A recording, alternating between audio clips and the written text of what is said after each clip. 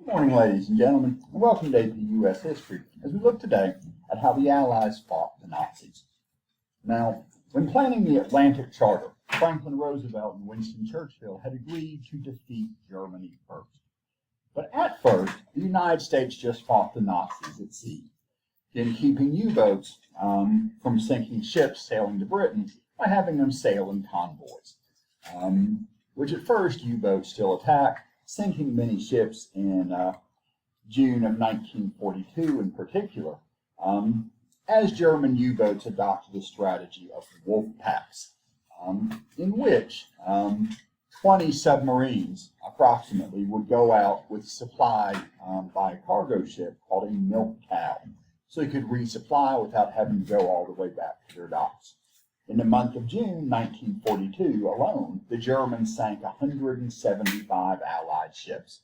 The German submarine commanders, looking back on mid-1942, would later call it the happy time. But this became less common as technology improved, as sonar was developed, and as small aircraft carriers began accompanying convoys. Airplanes would fly out to scout ahead looking for submarines, which in those days could still only stay underwater a fairly short length of time, mostly sailing on the surface, but once they sighted enemy ships at a distance, they would submerge for a short time, sail up, and fire a torpedo or two as a surprise. But with aircraft and even fast-moving scout ships, you could often locate submarines and destroy them before they got close enough to be a threat to the main convoy. And although the Allies had been driven out of Europe, the British Empire was still vast. Britain in 1942 controlled 1/4 of the world's landmass, ruled 1/4 of the world's population, but was separated from its empire by the ocean.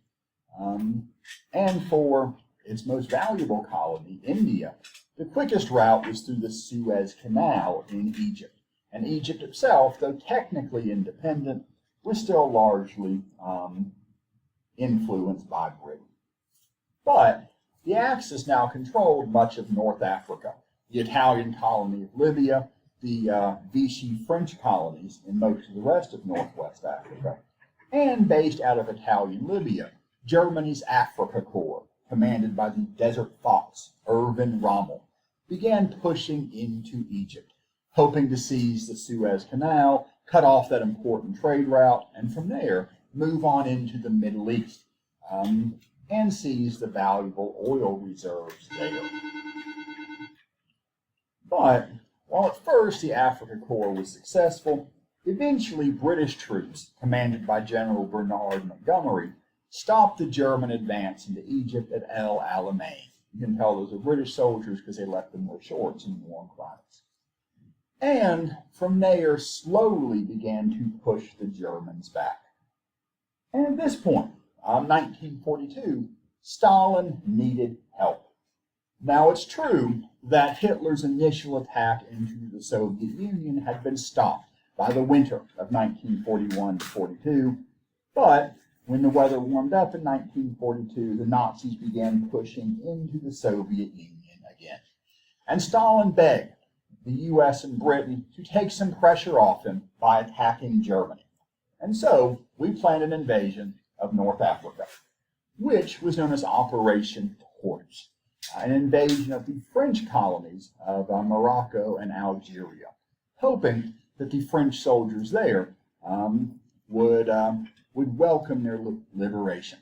In fact, the very first people we would fight in North Africa would be French soldiers, loyal to that puppet state of Vichy France. Although pretty soon the French soldiers rose up, arrested their own officers, and switched sides back to the Allies.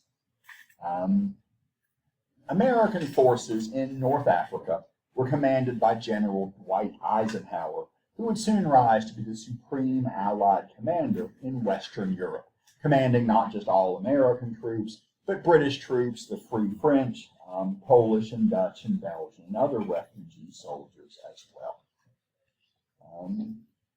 And from there, American forces moved east, and May of 1943 linked up with British forces under General Montgomery in Tunisia, capturing between them about 275,000 Axis prisoners of war. And all the Axis colonies in Africa were liberated, or in the case of Italy's colonies, conquered. Although General Rommel himself managed to return to Germany before being captured. So, a great victory in North Africa by May of 1943, but by now, Stalin still wants help.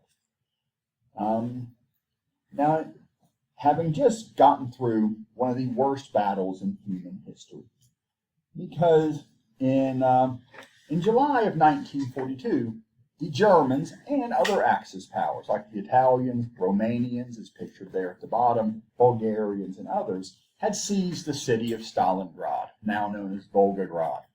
Stalingrad is an important city, partly because it's on the Volga River, an important trade route in the middle of an important agricultural area. Seizing Stalingrad could also be one step to moving further south into the Middle East through the Caucasus Mountains, again trying to get at the oil reserves down there. Plus, there's the great symbolic value of capturing a city named after the enemy leader. Then after brutal fighting, the Axis seized Stalingrad, but then found themselves trapped in the city as the Soviet army surrounded and began to retake it in brutal street fighting, house-to-house fighting, even room-to-room, as the Soviets might control the living room and the Nazis the kitchen and fight through the door. Some German soldiers would hide out in basements even long after most of the German army was forced to surrender, which, after 6.5 months of fighting, and eventually freezing and starving in the early months of 1943, the Germans were forced to surrender. In what may be the bloodiest battle in the history of the world, the Axis losing about 850,000 men killed, wounded, or captured. The Soviets, over 1.1 million, so close to 2 million casualties on both sides. And of the Germans who did finally surrender in February of 1943, most spent a decade or more in Soviet prison camps before the few survivors got to return home. So as bad as Japanese prison camps were, and we've emphasized and will again emphasize their terror, being a German captured by the Soviets may well have been even worse. Still, while Stalingrad had been liberated by early 1943, the Germans were still in the Soviet Union, and as the weather warmed up, were again beginning another push further into Russia. So Stalin again still wants help. Asks us to please attack Germany and take some pressure off. Having been asked to attack Germany, we planned an invasion of Italy, which Winston Churchill described as the underbelly of Europe, the soft, vulnerable part of the continent. Or so he believed. Indeed, Italian soldiers had gained quite the reputation for being very eager to surrender in North Africa, a reputation we hope they continue to live up to. Now, before invading the main Italian peninsula, the Allies first invaded the island of Sicily, bombarding the coast and then landing troops on July 10, 1943. American and British forces took over the island in about 5 weeks. The last Italian forces retreated August 17, 1943, by which point the Allies had begun bombing the Italian peninsula, even the capital at Rome. And we now plan to invade the Italian peninsula itself. And things seem to be going well, not just militarily, but politically. Because while Allied forces were crossing Sicily, the Italian Fascist Party had voted Benito Mussolini out of office. July 25, 1943, the King of Italy had ordered him arrested. The king then appointed a new prime minister who dissolved the Fascist Party and began secret negotiations with the Allies. The actual invasion began September 3, 1943, and the Allies won some small battles from which the Italians retreated, And there you can see some American, some British, even some Brazilian soldiers moving through Italy. 5 days after the Allies landed in Italy, Italy officially surrendered to the Allies, September 8, 1943. And a month later, October 13th, would actually change sides and join the war as one of the Allies. So Italy joining the Allies and fighting against the Germans would seem like a good thing, at least on paper, except that the Germans said this had been forced on the Italians, that the Italians really wanted to remain part of the Axis. And so now Hitler sent troops into Italy, he said, to help the Italians maintain their independence from the Allies. Here we have a German propaganda poster from this time saying the Germans are really your friends, a message for the Italian people. From the point of view of the Allies, though, whereas up till now we've been fighting Italian troops who usually wanted to surrender as soon as they could, we're now fighting the Nazis, who for the most part were a much more ferocious opponent. And the soft underbelly of Europe had turned out not to be so soft. Allied forces would get bogged down in the mountains south of Rome, and would not actually occupy Rome until the Germans abandoned it after 8 months on June 4th, 1944, at which point the Allies had other things to worry about anyway. A victory, but rather a late one. And fighting would continue in Italy all the way until April of 1945, and it would turn in some ways into a civil war, as some Italians continued to support the Germans under the leadership of Benito Mussolini, Hitler having sent special forces to bust Mussolini out of prison.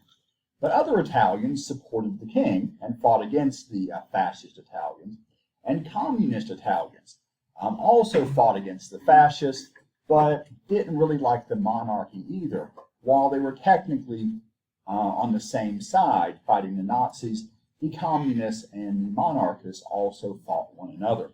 Essentially a three-way civil war in Italy within World War I. And similar things would take place in some parts of southeastern Europe, most notably Yugoslavia. And as the Allies get stuck south of Rome, Stalin still needs help. By this point, the last major German advance has been stopped at the Battle of Kursk in the summer of 1943, the biggest tank battle in the history of the world. And at long last, the Germans are being slowly pushed back, but very slowly. And Stalin once again says, please, attack Germany. And at last, we sort of do. Stepping up a strategic bombing campaign, which would begun in 1943, according to Winston Churchill, to bomb the devils around the clock. This, though, was different from Germany's main use of bombers. The Germans had mostly built small, fast-moving dive bombers to quickly attack enemy troops on the battlefield as part of the opening stage of Blitzkrieg to break up and destabilize the enemy. Such bombers carried relatively small payloads of bombs. America and Britain built much larger bombers, targeting, for the most part, not enemy soldiers, but the enemy's ability to support those soldiers. Bombing factories that made weapons, or parts of weapons. There was a major bombing raid against a ball-bearing factory, hoping to destroy just that one small but crucial part of a tank. Railroad junctions, road junctions, naval bases were bombed. Certainly soldiers were sometimes killed, especially naval personnel in the U-boat pens, but they weren't the main target. It was strategic bombing to destroy the enemy's ability to support the war. The U.S. Army Air Corps mostly targeted factories. The British could not aim their bombs as well as the United States could. For the United States, our bomb sites were our most highly guarded technology. We shared with the British how to build an atomic bomb, but not how to aim a regular bomb. So the British had to hit bigger targets, often firebombing entire cities, to terrorize the civilian population. which even then was viewed as a fairly horrible thing. Although the Germans had bombarded British cities so often, there wasn't too much sympathy, I think, for the Germans.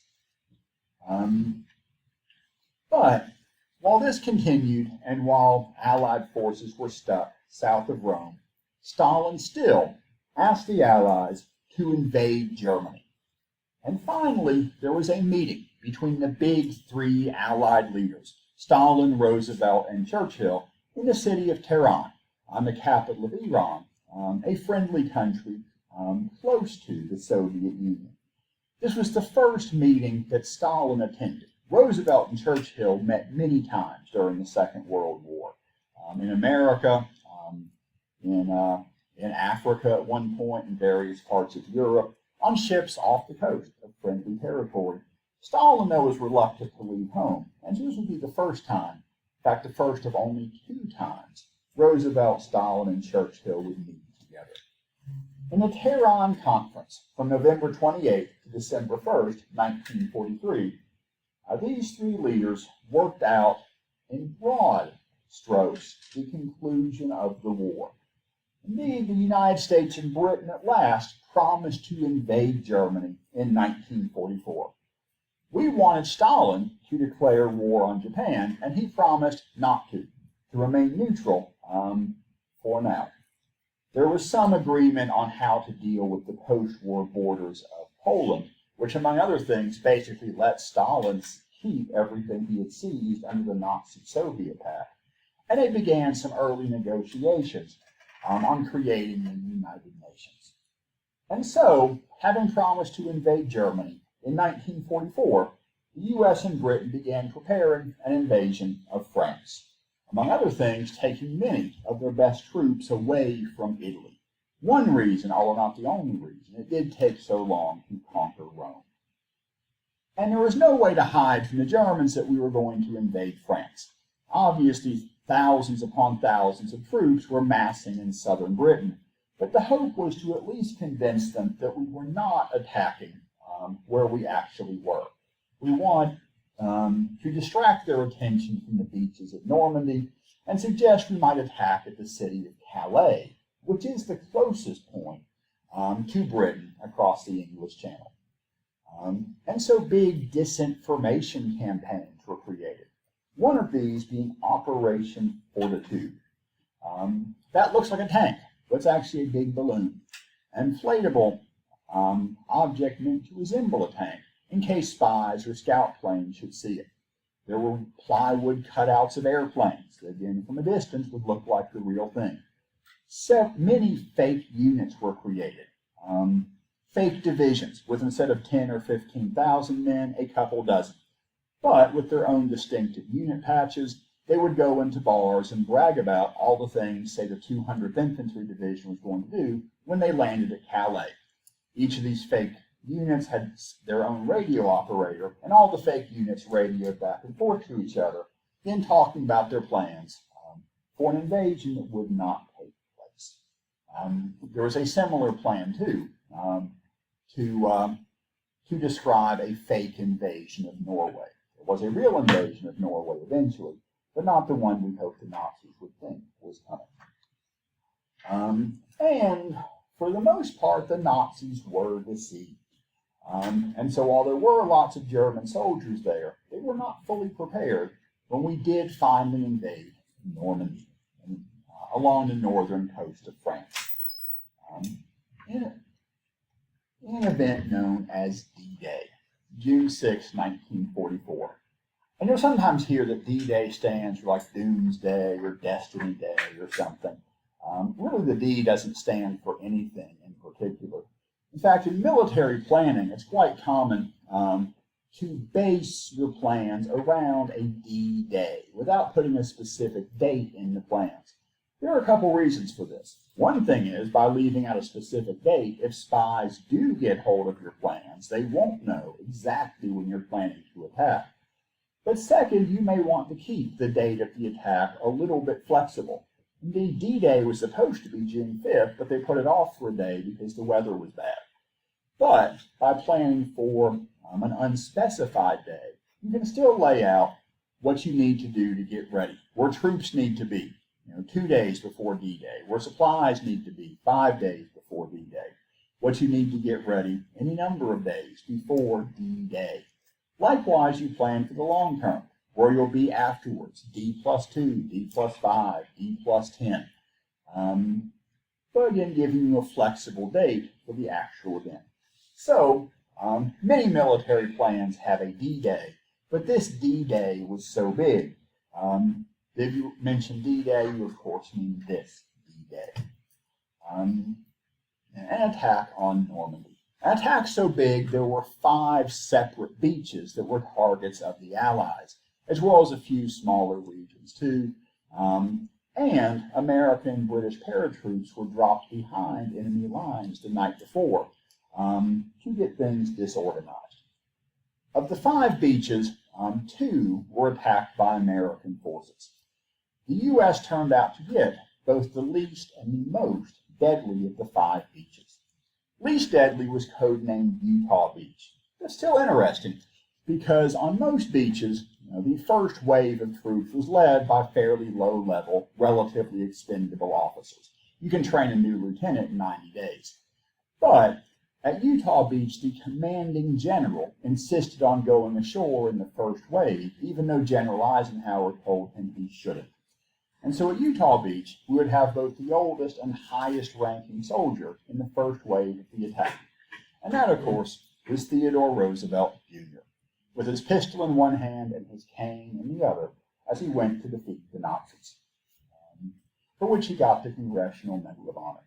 Although Eisenhower may have been right, it may have been too much for him. He died of a heart attack a few months later. The other American beach was Omaha Beach, and this would be the deadliest of the 5 beaches, although one of the British beaches was nearly as bad. The other beaches, incidentally, were Gold Beach, which the British attacked, and Sword Beach, which the British attacked. And along with British troops went French and Polish and other refugee soldiers. Indeed, the Polish are often forgotten about in World War II, but in fact, they provided more soldiers than the Free French. But because Poland ended up under communist control after the war, then the Polish contribution was often ignored. And for the 5th beach, while we do not today tend to think of Canada as a major military power, because they kind of wished out of that in the 1970s, during World War II they were, and had a beach of their own, Juno Beach, on D-Day. The D-Day invasion was massive, the biggest amphibious assault in the history of the world to that point. 130,000 troops, 195,000 sailors. And while casualties were heavy, within a week there were 500,000 Allied troops on and near the beaches of Normandy. By late July, there were 2 million Allied troops in Western Europe under the command of General Eisenhower. And from there, Allied troops advanced across France, indeed often using tactics very similar to the German blitzkrieg, and even facing some of the same problems, as at times American forces outran their supply lines and had to stop and wait for more fuel to come up. And while the Nazis fought hard, it was not enough. In Paris, there was an uprising against Nazi occupation on August 25th, 1944, threw the Germans out of Paris. After 4 years of occupation, Paris was free. And Paris did survive, because even though Hitler had ordered the commanding general to blow up all the landmarks in Paris, he chose not to do so. Allied troops, led by Free French forces, marched into a liberated Paris. A few days later, British and Canadian forces freed Belgium. In September, British and American troops moved into the Netherlands. Some even took the time to liberate Luxembourg as well, with a force led by the exiled king and Grand Duke and Crown Prince of Luxembourg. A very few even crossed the border into Germany itself. All the Germans blew up almost every bridge across the Rhine River to slow the Allies down. And At this point, the Germans fought even harder as Allied forces got to or close to the border of Germany. Still, and Hitler reinforced his Western army with new recruits, even Hitler Youth as young as 15. Wounded soldiers from the hospital were sent to the front in a desperate counterattack against the Allies just when it seemed that things were going right. And in mid-December of 1944, this last desperate counterattack in one part of the Allied lines pushed American forces back, creating on maps of the battle kind of a bulge in the battle lines.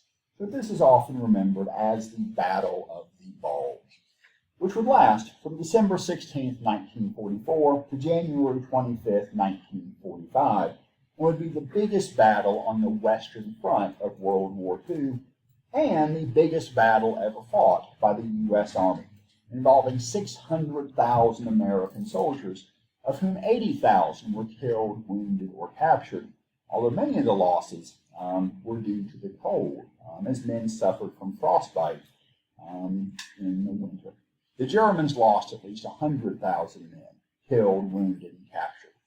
And while this had pushed Allied forces back for a time, and by late January, the Germans were right back up against their border, and from there, we began to push into Germany itself. And based on many things I've read, as the Allies moved into Western Germany, the Germans actually put up much less of a fight than they had in France or the Low Countries. Perhaps they just felt they were beaten and didn't want to fight. Maybe they didn't want to see their own country torn up by street fighting in the cities of Germany.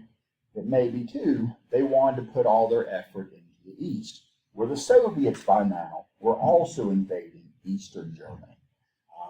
And whereas the Western Allies were there to defeat Germany, the Soviets by now are there for revenge.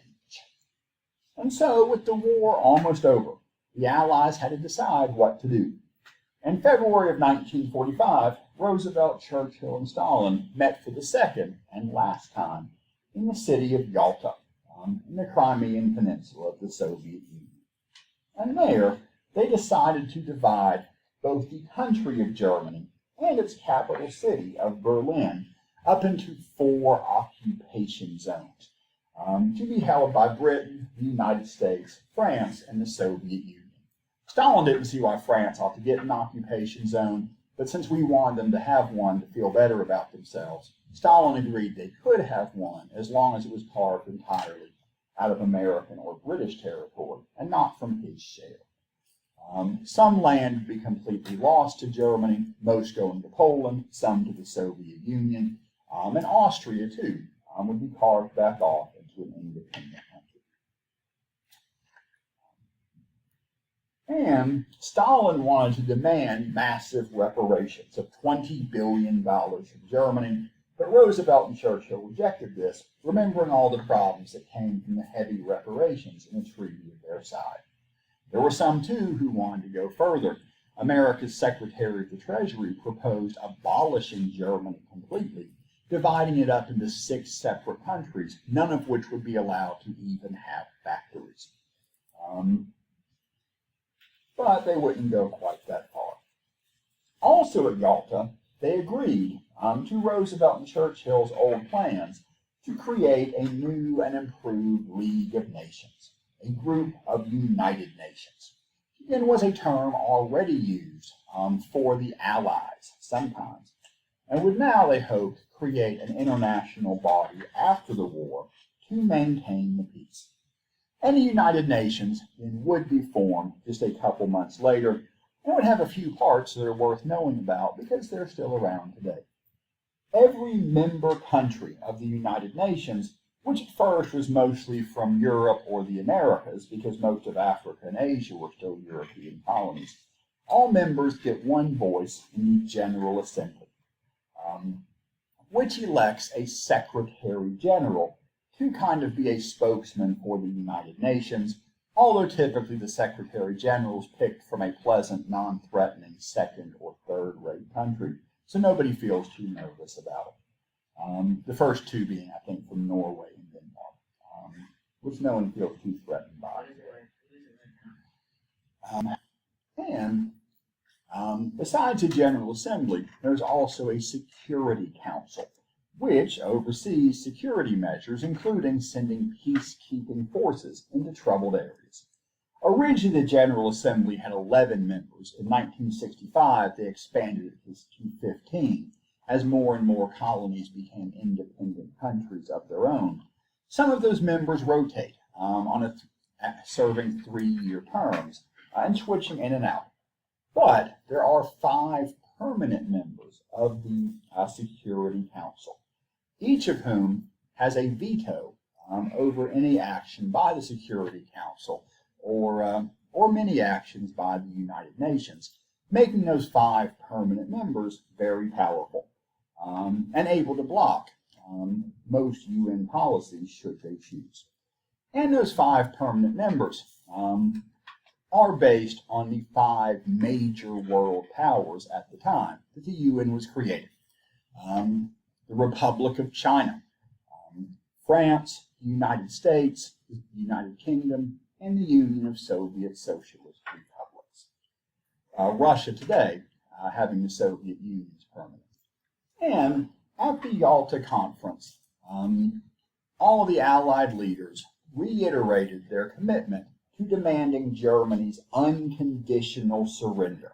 Germany would be invaded, completely conquered, completely occupied on their own soil, so that no one could claim, as they had claimed after the First World War, that they hadn't really been beaten, that their own leaders had stabbed them in the back. We're going to make it clear they are totally defeated after this war. And after the fall of Stalingrad, or the liberation of Stalingrad, I suppose we should say, the German army had been pushed back. So that then by early 1945, the Soviets were invading Germany and were there for revenge. Killing, looting, raping, and treating the Germans as badly as they could. Many German prisoners of war were shipped to Siberia, essentially concentration camps. After the war, the Soviets tore down most of the factories in East Germany, but numbered all the pieces and rebuilt the factories in Russia as a kind of reparations for the war. And in some ways, the Soviet invasion of Germany was a problem for the Western Allies. Stalin had been awfully useful, but he's also still just awful. An evil, tyrannical, murderous, communist dictator. And we didn't want him occupying too much of Eastern Europe. So as he pushed west, we pushed east, eventually meeting at the Elbe River near the center of Germany, April 25th, 1945. As Germany was going down, Benito Mussolini, supported by German forces in northern Italy, decided he had had enough. April 27th, he and his mistress and some other top-ranking fascists decided they would go to Switzerland, a neutral country from which they hoped to travel to Spain, another neutral country ruled by a fascist dictator of their own. But on their way to Spain, they were captured by Switzerland, captured by Italian communists. And the next day were executed. Mussolini's last words were supposedly aim for the heart. And a day after that, April 29th, Mussolini and his mistress and others' bodies were hung off of meat hooks from the roof of a gas station for passers-by to come and throw rocks at and hit with sticks, and in some cases even climb on top of the roof and urinate on their corpses, having had enough of fascism. Mussolini's body was buried in an unmarked grave, but later dug up by some post-war fascists who missed his rule. They hid it for years until the government recaptured his corpse and hid it for 10 more years. He was eventually reburied in his own town in a pleasant marble crypt with a bust of him on the top, as some Italians do remain a bit nostalgic for at least Mussolini of the 1920s. Before he allied with Hitler and got the country into too much trouble. German forces in Italy surrendered the same day, April 29, 1945, and the monarchy was restored. But conflict continued between Italian monarchists and Italian communists. In 1947, the Italian people voted to end the monarchy. Umberto II and all of his male descendants were banned from Italian territory until the early 21st century, and Italy became a republic. And as the Soviets surrounded the German capital of Berlin and began moving through its streets, Hitler refused to leave the city. He holed up in a bunker deep underground, where he, along with his new wife and some of his advisors and their families, committed suicide April 30th, 1945. Somebody had to take over, so the German U-boat commander, Admiral Karl Dönitz, was named the next and last Führer of the Third Reich on May 1st. Although the main thing he would get to do would be to offer Germany's unconditional surrender a week later on May 8, 1945, a day remembered as VE Day, or Victory in Europe.